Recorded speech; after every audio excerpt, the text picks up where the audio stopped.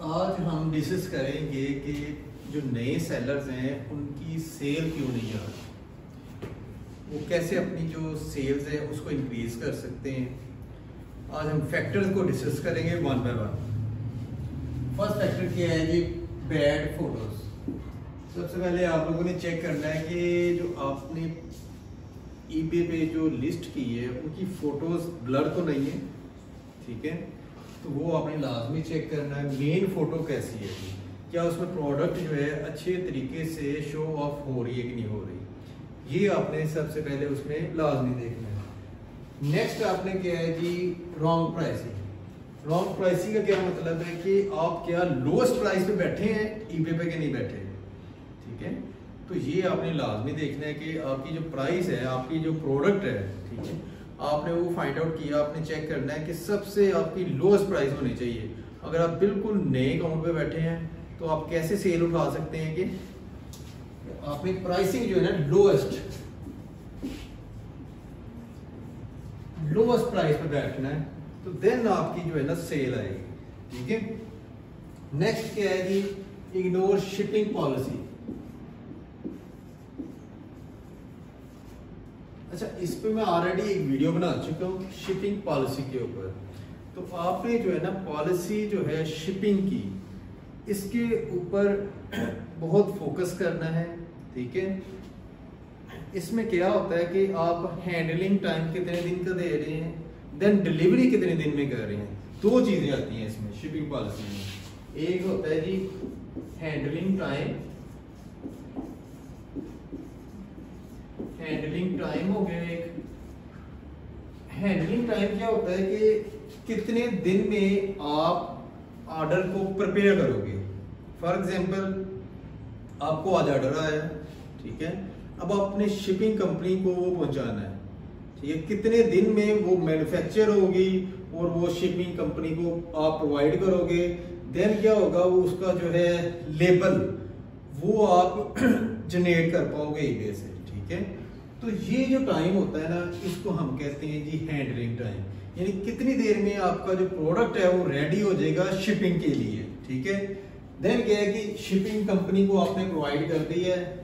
अब क्या होगा, शिपिंग कंपनी उस कस्टमर को शिप करेगी, ठीक है। अब वो जो टाइम होगा ना, ठीक है, वो उसके बाद हम उसे कहते हैं जी डिलीवरी टाइम, ठीक है, कि कितने दिन में वो शिपिंग कंपनी जो है ना डिलीवर करेगी। सही, डिलीवर कितने दिन में करेगी। ये पॉइंट दोनों आपने मिक्स नहीं करने। हैंडलिंग टाइम में आपने प्रोडक्ट को शिपिंग कंपनी को प्रोवाइड करना है, ठीक है। फर्ज करें आप कहते हो जी मैं एक दिन में प्रोवाइड कर सकता हूँ, आप रख लें एक दिन का हैंडलिंग टाइम रख सकते हैं। अगर आप कहते हैं जी नहीं जी मुझे पहले मैन्युफैक्चर करनी पड़ती है प्रोडक्ट और फिर मुझे तकरीबन 2 से 3 दिन लग जाते हैं, तो आपने चाहिए आप 3 दिन का हैंडलिंग टाइम इसमें रख दें, ठीक है। फिर शिपिंग कंपनी आगे कितने दिन में डिलीवर करेगी।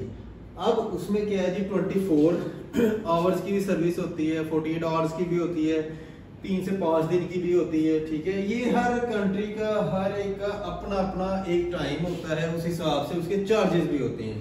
फास्ट डिलीवरी है, एक्सपीडाइट डिलीवरी है, ठीक है, स्टैंडर्ड डिलीवरी है।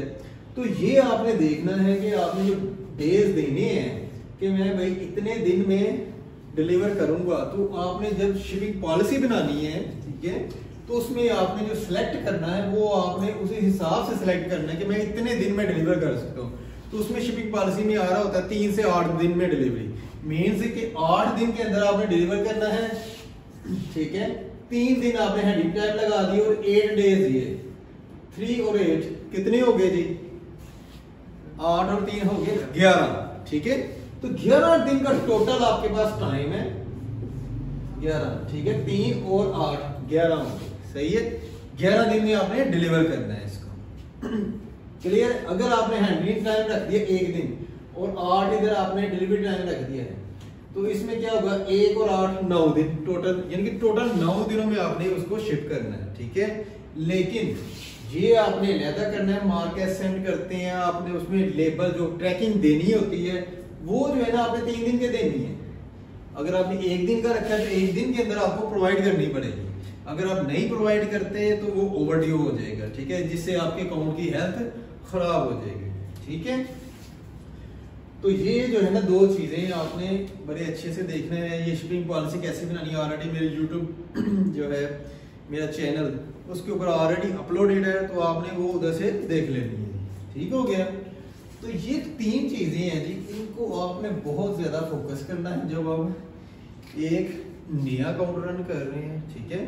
तो नए अकाउंट को भी जब आपने रन करना है तो ये नहीं है कि फौरन आप बहुत ज्यादा लिस्टिंग शुरू कर दें और जो है उसकी जो सेल है स्टार्ट में ही बहुत ज्यादा ले जाएं आप हाई भी, ठीक है। ऐसा नहीं करना, आपने स्टेप बाय स्टेप चलना है। हर मंथ कोई 10 से 20% इंक्रीज करें सेल, तो आपका अकाउंट जो है ना वो कहीं नहीं जाता, ठीक है। अदरवाइज वो क्या करेंगे, MC011 लगा देंगे तो फिर आपको जो है ना डॉक्यूमेंटेशन प्रोवाइड करनी पड़ेगी। उसमें वो कहेगा कि जी इनवॉइस दें, फिर वो कहेगा जी मुझे इसकी रिसिप्ट दें, इसके अलावा जो है वो आपको जो है ना पासपोर्ट है, ड्राइविंग लाइसेंस है, ठीक है, इस तरह की सारी इंफॉर्मेशन आपसे मांगना शुरू कर देंगे, ठीक है। तो इन चीज़ों का आपने ध्यान रखना है, ठीक है जी। Thank you so much for watching, have a nice day, अल्लाह हाफ़िज़।